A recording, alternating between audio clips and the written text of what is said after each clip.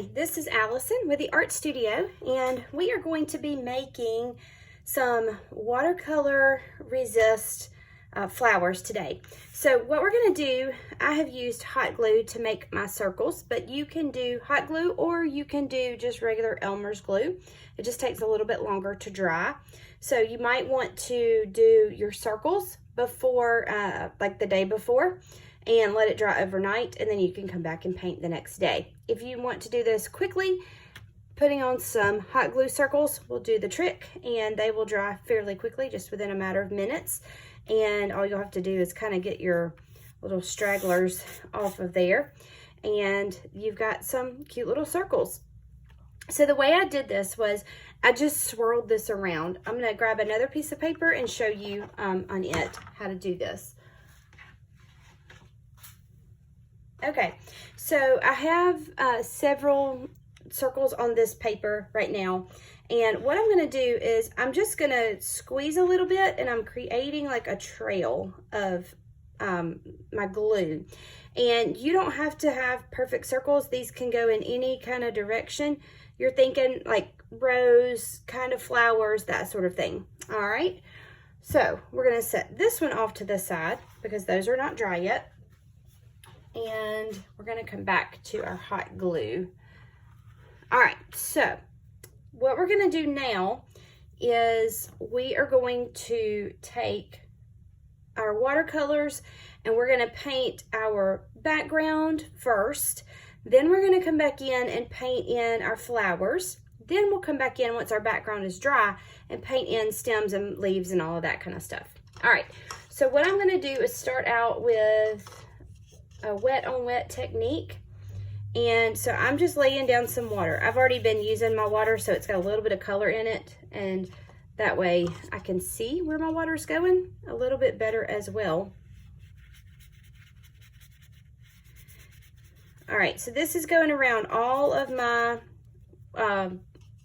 flowers that I've drawn on here. And let's see, I think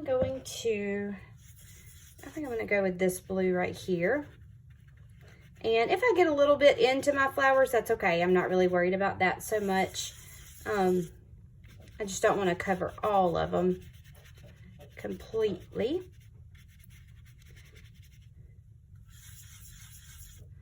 So what I'm doing is I'm just laying down color where my water already is. And so I'm going to go add another section over here. Fill in to where I've already painted. And I think I may go with a different blue this time. Let's see.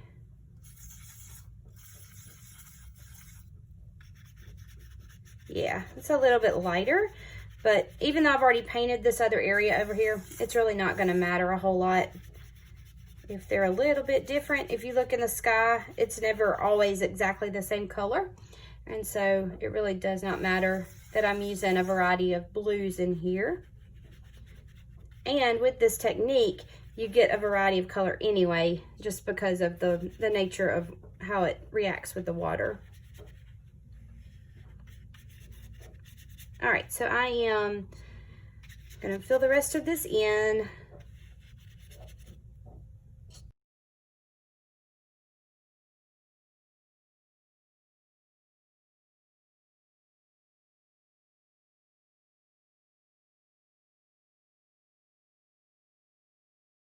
Okay, so we're going to let that dry, and then we're going to come back and do our flowers.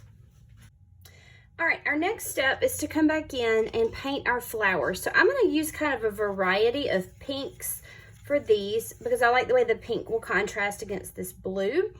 And so I'm just going to come in and lay in some pink on here and let it kind of do its thing. So where it's a little bit thicker, it's going to be a bolder color. And where I've thinned it out a little bit, it's going to be a little bit more muted and more pastel looking. All right, so, and wherever the glue is, it will resist it, so it's not going to absorb that color as well. All right, so I'm just filling in all of those areas.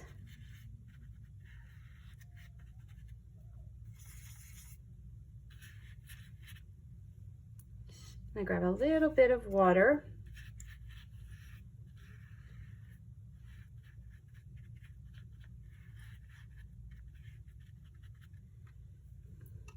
All right, so because these are contained, I don't have to wait on them to dry.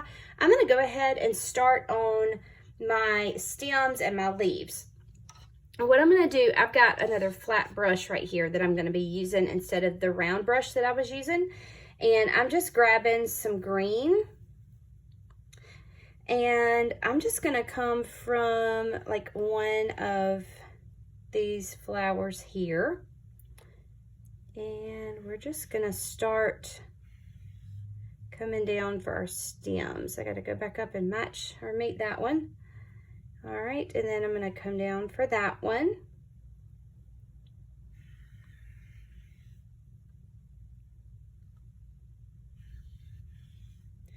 And then that one. And then for my leaves, what I'm gonna do is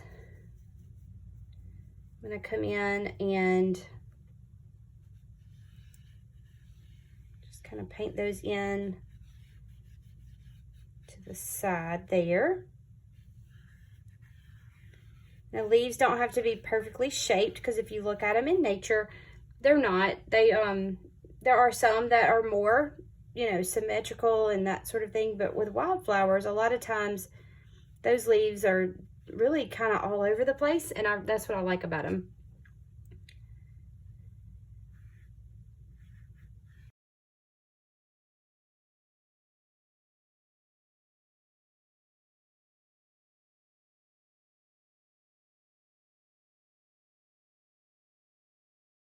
And then we're gonna come back with some Sharpie. You don't have to, but I just like the way that it looks when you come back and kind of define your areas of paint. So we're gonna dry this and finish it up. Okay, so now that we're dry, I'm just gonna come back with a Sharpie, and you could do this with a micron pen. I just happen to have a Sharpie on hand. And so I'm going to, let me see if this one's got a better tip. Yeah, it does. All right. So what I want to do is just kind of come back, and I'm just kind of defining my leaves a little bit more. And if you don't like the outlined look, you don't have to do this part. You can simply leave the painting as is and just let it do its thing. And I'm just very loosely filling this in. I'm not really even completing my lines. It's just to give you the idea of, hey, there's a leaf here, and this leaf is separate from this other leaf over here. So there you have it. There is your watercolor resist with glue flower garden. Hope you have a great day and stay creative.